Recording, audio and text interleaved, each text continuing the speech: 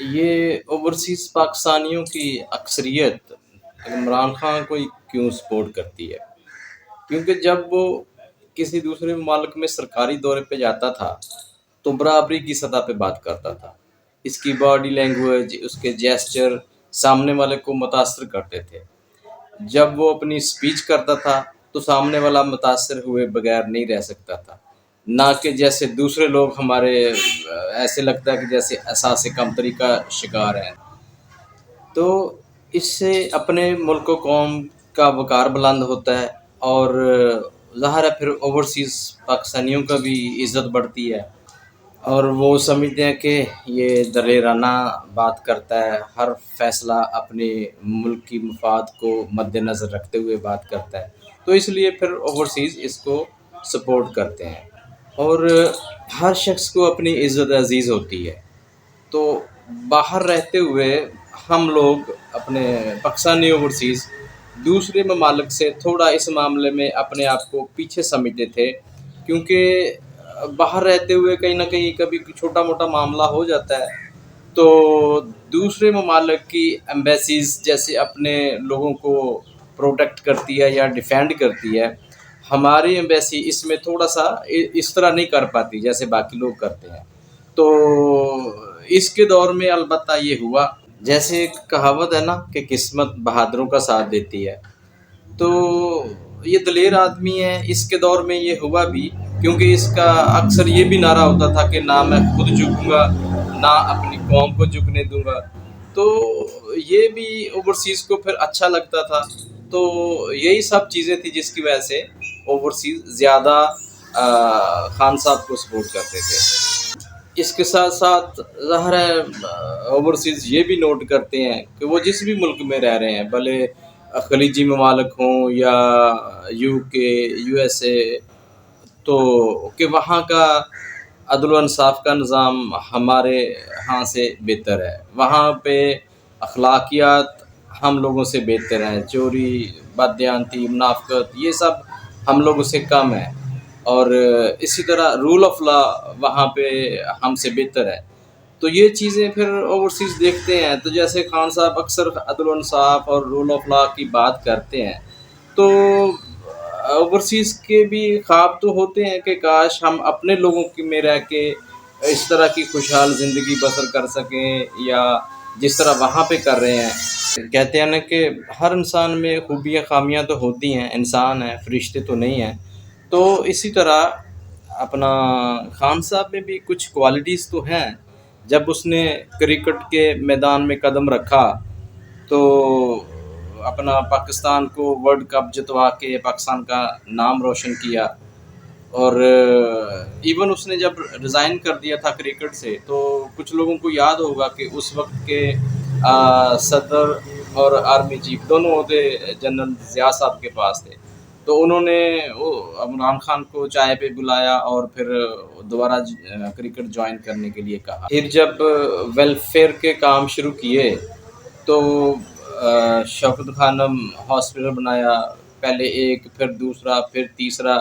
یہ کہنے کو مطلب ایزی ہے کہ ایک اتنا بڑا کینسر ہاسپٹل، لیکن جب کوئی بناتا ہے تو پھر پتہ چلتا ہے. تو یہ بنائے. پھر اس نے 2 یونیورسٹیاں بنائیں جس میں غریب طلبہ مفت تعلیم حاصل کر رہے ہیں. اسی طرح کینسر ہاسپٹل میں بھی غریب مریض مفت علاج کروا رہے ہیں. تو یہ کہ کینسر کا علاج بھی بہت مہنگا ہے. دوسرا یہ کہ جب کسی کے پاس پیسے نہ ہوں اور گھر میں بیماری آ جائے تو ان لوگوں کو ہی پتہ ہوتا ہے کہ ان پہ کیا بیتتی ہے. تو ظاہر ہے پھر جب فری علاج کرواتے ہیں تو لوگ ان کو، خان صاحب کو اور ان کی والدہ صاحبہ کو بھی دعائیں دیتے ہیں. اور یہی وجہ ہے کہ میرا خیال ہے کہ 2-3 ان پہ سنگین اٹیک ہوئے اور ابھی تک زندہ ہے. تو پھر شاید لوگوں کی دعاؤں کی وجہ سے. اور پھر جب سیاست میں آئے تو اس میں بھی اس نے ملکی مفاد کو مد نظر رکھا. جب اس نے یو این او میں پہلی سپیچ کی اور مغربی دنیا کو بتایا کہ نبی پاک ہمارے دلوں میں بستے ہیں، تو ان دنوں ہم سعودی عرب کے شہر دمام میں رہتے تھے، اور اکثر سعودی لوگ آ کے اس کی تعریف کرتے تھے. کہ اور کہتے تھے کہ واللہ ہادہ نفر نعمہ من اللہ حقل پاکستان، جو اس کے ساتھ ظلم اور ناانصافی ہو رہی ہے، یہ سب لوگ اپنے اپنے مفادات کے لیے سب کچھ کر رہے ہیں، ورنہ سب کو پتہ ہے کہ وہ بے قصور ہے، عدلیہ کو پتہ ہے، بچے بچے کو پتہ ہے، جوانوں کو پتہ ہے، بوڑھوں کو پتہ ہے، سب کو پتہ ہے کہ وہ بے قصور ہے، کہ یہ بندہ پاکستان کے لیے اللہ تعالیٰ کی طرف سے ایک نعمت ہے۔ تو ہمیں بھی پھر اچھا لگتا، عمران خان پہ بھی فخر ہوتا اور ہمیں اپنے پاکستانی ہونے پہ بھی فخر ہوتا، لیکن ایسے بندے کے ساتھ اب پاکستان میں کیا ہو رہا ہے، دکھ ہوتا ہے اس اور اس بات کا اعتراف تو ہمارے بہت سارے علماء بھی کرتے ہیں۔ ایک ہیں مفتی طارق مسعود صاحب، شاید کراچی سے ہیں، وہ ان کا ایک کلپ ایک دن سن رہا تھا تو کہہ رہے تھے کہ ہم سب علماء مل کر بھی دین کی وہ خدمت نہیں کر سکے یا حرمت رسول کے حوالے سے وہ نہیں کر سکے جو خان صاحب نے کر دکھایا۔ اسی طرح ایک اور ہیں حنیف قریشی صاحب، وہ فرما رہے تھے کہ یہ ہماری قوم پہ بہت بڑا احسان ہے جو اپنا عمران خان نے مغربی دنیا کو سمجھایا، اور انہوں نے اس بات کا اعتراف کیا اور پھر ایک قانون بنایا کہ نبی پاک کے حوالے سے کہ کوئی گستاخی کرے گا تو وہ پھر جرم تصور ہوگا۔ تو واقعی پھر احسان تو ہے ہماری قوم پہ اس کا، ہماری پاکستانی قوم پہ ہی نہیں، یہ تو پورے مسلمانوں پہ اس کا احسان ہے۔ اور اسی طرح طارق جمیل صاحب بھی اکثر اچھے لفظوں سے ہی اسے یاد کرتے ہیں، صرف یہی نہیں، سینکڑوں دوسرے علماء بھی یہ سمجھتے ہیں کہ یہ ایماندار آدمی ہے اور اس کو اچھے لفظوں سے یاد کرتے ہیں۔ باقی فضل الرحمان صاحب، میں ان کو مولانا تو نہیں کہنا چاہتا کیونکہ مولانا لفظ کی توہین ہے ان کو مولانا کہنا، منافق اور مفاد پرست بندہ ہے وہ۔ جو ایک ختم نبوت بل تھا اس میں اس بندے کے دستخط تھے، اس کی رائے شامل تھی اور لوگوں سے جھوٹ بولتا رہا، تو ظاہر ہے پھر منافقت نہیں ہے تو اور کیا ہے۔ اور پھر ویسے بھی اگر اس کی کوئی دین کے حوالے سے کوئی خدمات ہیں تو کوئی بتائے۔ پچھلے دنوں ہم نے ایک دوست کو ساتھ لے کے نا چھوٹا سا سروے کیا، سوال یہ تھا کہ اگر آپ کسی کو ڈونیشن دینا چاہیں، اللہ کی راہ میں کچھ پیسہ خرچ کرنا چاہیں، تو یقیناً آپ ایسے بندے کو دیں گے جو آپ کو لگے کہ یہ اس کا صحیح استعمال کرے گا، تو آپ کس کو دیں گے؟ آپشن وہ تینوں تھے جو تینوں پارٹی کے سربراہان ہیں، اپنا نواز شریف صاحب، زرداری صاحب اور عمران خان۔ تو 10 یا 11 لوگوں سے کویشچن کیا، سب کا جواب یہی تھا کہ عمران خان۔ ایون آپ لوگ بھی اگر اپنے آپ سے یہ سوال کریں تو یقیناً آپ لوگوں کا بھی یہی جواب ہوگا۔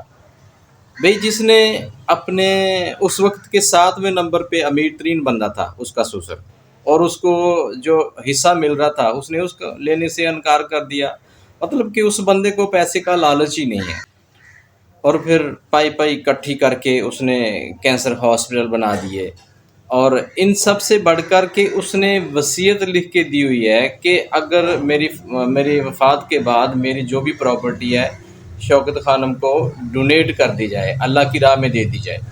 تو پھر ایسے بندے میں کیسے ہم کہہ سکتے ہیں کہ وہ لالچی ہے؟ اور پھر یہ لوگ جو توشہ خانہ گھڑی کے حوالے سے اس پہ سیاست کرتے ہیں، تو اس لیے تو قوم نہیں مان رہی نا۔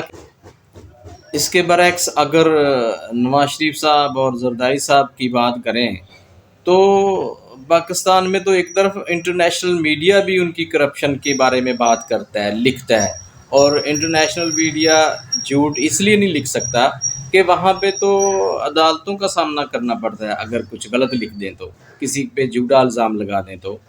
ایک تو یہ کہ صرف سیاسی فائدے کے لیے یہ لوگ اس کو تنگ کر رہے ہیں، دوسرا یہ کہ ان ملکوں کی خوشنودی کے لیے جو چاہتے ہی نہیں ہے کہ پاکستان آگے بڑھے، جو چاہتے ہی نہیں ہے کہ پاکستان ترقی کرے، خوشحال پاکستان ان کے لیے ان کے حق میں نہیں ہے، بلکہ بحیثیت قوم وہ ہم پر ہنستے ہوں گے کہ یہ کیسی قوم ہے، ہم انہی کے لوگوں کو خرید کے انہی کے ملک کا بیڑا غرق کر رہے ہیں۔ دیکھیں یہ ایک مخلص لیڈر ہے، اپنے ملک کے ساتھ مخلص ہے، اپنے ملک کو آگے بڑھتا دیکھنا چاہتا ہے، اس طرح کے دلیر لیڈر روز روز پیدا نہیں ہوتے، ہمیں اس کی قدر کرنی چاہیے۔ تو ایسے ہی نایاب اور دلیر لوگوں کے لیے علامہ اقبال صاحب نے فرمایا، ہزاروں سال نرگس اپنی بے نوری پہ روتی ہے، ہزاروں سال نرگس اپنی بے نوری پہ روتی ہے، بڑی مشکل سے ہوتا ہے چمن میں دیدہ ور پیدا۔ اللہ تعالیٰ ہم سب کو اپنی حفظ و امان میں رکھے، ہمارے ملک کو بھی اپنی حفظ و امان میں رکھے۔ اللہ حافظ۔